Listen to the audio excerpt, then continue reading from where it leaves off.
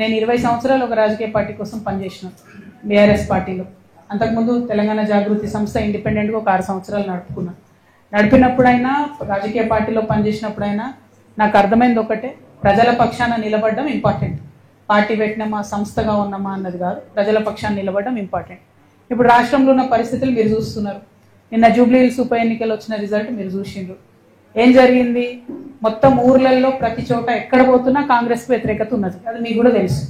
అంత వ్యతిరేకత ఉన్నా అన్ని వేల మెజార్టీతో కాంగ్రెస్ పార్టీ ఎట్లా గెలిచింది, ఎందుకు గెలిచింది అంటే అనుకున్న స్థాయిలో ప్రతిపక్షమైనటువంటి బీఆర్ఎస్ అందుకొని పనిచేయలేకపోతుంది అన్నది క్లారిటీగా అర్థమవుతున్నది.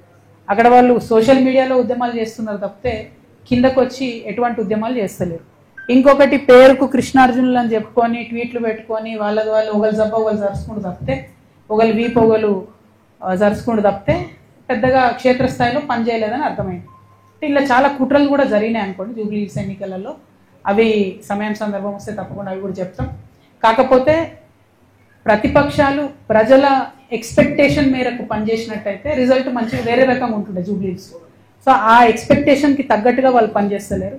అక్కడే తెలంగాణ జాగృతి వచ్చి ప్రజల మధ్య నిలబడి ప్రశ్నించాల్సినటువంటి అవసరాన్ని గుర్తించినాం కాబట్టి ఇంత పెద్ద కార్యక్రమం తీసుకొని ప్రతి జిల్లాకు కూడా వెళ్ళి పనిచేస్తా ఉన్నాం. Thank you.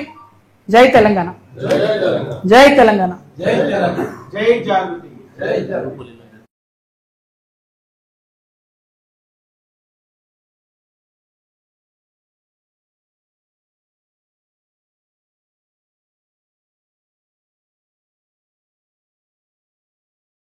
ఇప్పుడిప్పుడే తెలుస్తుంది కదా ఏళ్ల తరబడి చేసే మోసం. అంటే మీకు ఒక లేటెస్ట్ ఎగ్జాంపుల్ చెప్తాడు. నిన్న జూబ్లీహిల్స్ ఎన్నికల్లో నేను ఒక మాట చెప్పిన, నాకు జూబ్లీహిల్స్ ఎన్నికతో సంబంధం లేదు భయ్ అని చెప్పిన. సరే అయినా సరే ఒక 15 మంది ఇండిపెండెంట్లు వచ్చి నా దగ్గరికి, అక్క ఇట్లా మేము విత్డ్రా చేసుకుంటాము, ఎవరికి సపోర్ట్ చేయమంటారని అడిగారు. నేనన్నా నాకు సంబంధం లేదు భయ్ జూబ్లీహిల్స్ ఎన్నిక, మీరు ఎవరి దగ్గరికి అన్నపోండి అని చెప్పి వాళ్ళు సక్క హరీష్ అన్న దగ్గర పోయారు. తర్వాత వాళ్ళు చెప్పిన ముచ్చట నేను నాకు సక్క వాళ్ళు హరీష్ అన్న దగ్గర పోయారు. నేనంటే బీఆర్ఎస్ పార్టీలు లేను, నేను ఏ పార్టీకి సపోర్ట్ చేయదలుచుకోలేదు కాబట్టి నేను దూరం ఉన్నా. హరీష్ రావు కూడా అదే ఆన్సర్ చెప్పారట, మీ ఇష్టంపై ఎవరికైనా వేసుకోరు అన్నారట. అంతకన్నా ముందేం చేసిరు హరీష్ రావు గారు అంటే బీఆర్ఎస్కి మోసం చేసినట్టే కదా. అంతకన్నా ముందేం చేసిరు హరీష్ రావు గారు ఎలక్షన్ పెట్టక ముందే, ఇవ్వకి పలానా క్యాండిడేట్ని పెడితే మీకు సపోర్ట్ చేస్తా కాంగ్రెస్ కానీ చెప్పపిరట పైకి, వాళ్ళు వద్దన్నారట. అన్నాక ఈయన సైలెంట్ అయిపోయి. అంటే గమ్మత్ ఏముంటుంది హరీష్ రావు గారిది అంటే తెలియడానికి టైం పడుతుంది. ఎందుకంటే ఇవాళ వారి అన్ఫార్చునేట్ వారి తండ్రి గారు చనిపోయినారు. అయితే వారు లోపల ఉన్నారు ఇంట్లో. అక్కడి నుంచి కూడా ఎలక్షన్ అవుతున్న సమయంలో టెలికాన్ఫరెన్స్లు అవి పెట్టి మాట్లాడారు. అప్పుడు హరీష్ రావు గారి భజన పరులంతా ఏం బిల్డప్ ఇచ్చిరు, హరీష్ అన్న ఇంత కష్టంలో కూడా పార్టీ కోసం నిలబడి టెలికాన్ఫరెన్స్ పెడుతున్నారు అన్నారు. రిజల్ట్ ఉల్టాయే వరకు ఏం భజన మొదలెట్టింది నిన్నటి నుంచి. హరీష్ అన్న లేకపోయా, హరీష్ అన్న ఉంటే అసలు ఇక ఒక్క సీటు కానీ వేసి ఉంటే హరీష్ అన్న జూబ్లీహిల్స్ గెలుస్తుంటే మన లెవెల్లో మళ్ళీ పెడుతున్నారు. అంటే వెంటనే తప్పించుకోవడం, అప్పటి వరకు మోసం చేయడం, ఇది హరీష్ రావు గారి నైజం. సో ఇంటి దొంగని ఈశ్వరుడైన పట్టలేడు అన్నట్టు చాలా టైం పట్టింది. ఏదో నాకు తెలిసింది కాబట్టి నేను గట్టిగా మాట్లాడుతున్నా నన్ను బయట వారేసి. బట్ అక్కడ ఉన్న వాళ్ళు వారు ఆలోచన చేసుకోవాలి. At the same time Ramanna కూడా ఒక సభ కాగానే ఏదో మేమే సార్ను మోస్తున్నట్టుగా కార్టూన్ లేపించేసుకొని హరీష్ రావు గారు సార్ను మోసినట్టు ఒకసారి, రామన్న గారు సార్ను మోసినట్టు ఒకసారి, ఎవరమేమేమంతా సార్ కింద బచ్చగల్లం అందరం బచ్చగల్లం ఉంటే బాగుంటుంది. ఇలా నన్ను బయటకు వారేసారు కాబట్టి నేను నెత్తి మీద బతుకమ్మ ఎత్తుకున్నట్టు నెత్తి మీద తెలంగాణ సమస్యలు ఎత్తుకుని తిరుగుతున్నాయి అలా. కాబట్టి నేను బలంగా మాట్లాడుతున్నాను. బట్ ఒక పార్టీలో ఒక సిస్టంలో ఉన్నప్పుడు నాయకుడు కోరుకున్న చేయాలి.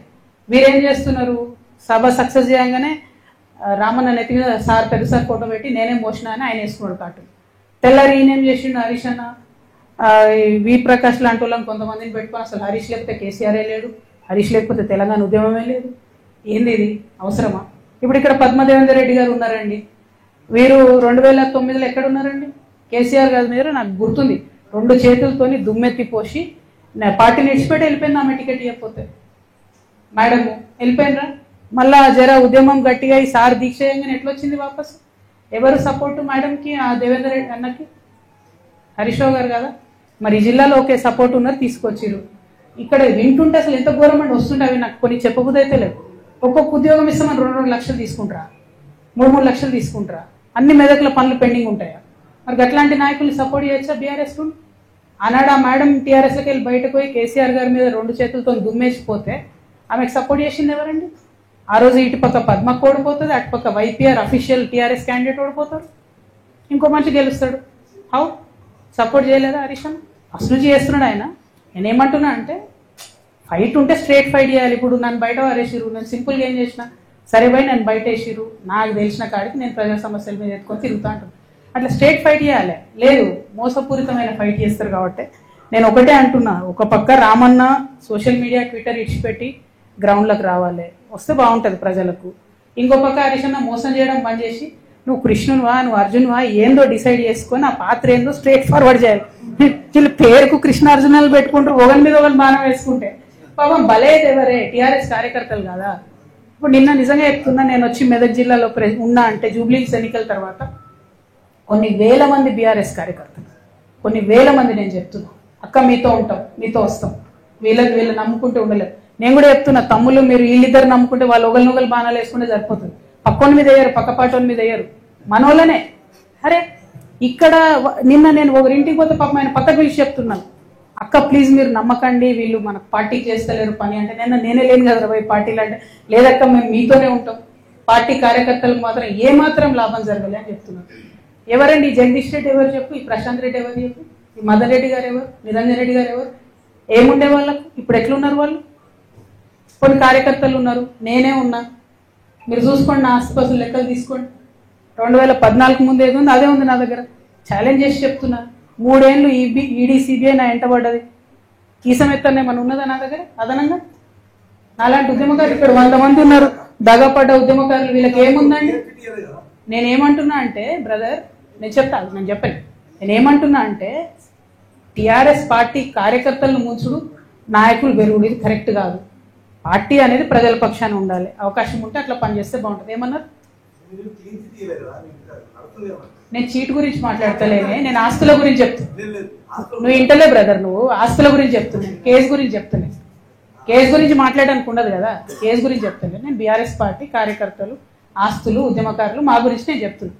यहाँ मेदक में हमारे बहुत सारे माइनॉरिटी भाई हैं, उन सबको भी मैं सलाम करती हूँ और हमारे माइनॉरिटी भाई बहनों से यही गुजारिश करती हूँ कि जो तेलंगाना में जो इज्जत, जो हिस्सा, जो अपना हक हमें मिलना था पॉलिटिकली, जॉब्स वाइज अभी तक नहीं मिला, एजुकेशन वाइज बड़े साहब केसीआर साहब ने उन कोशिश किया, तालीम के वास्ते उन्होंने टिमरिस एक सेपरेट लगा के बहुत अच्छा उन्होंने सहूलियत किया, लेकिन बहुत और भी इश्यूज है जिनको हमें एड्रेस आज भी करना है.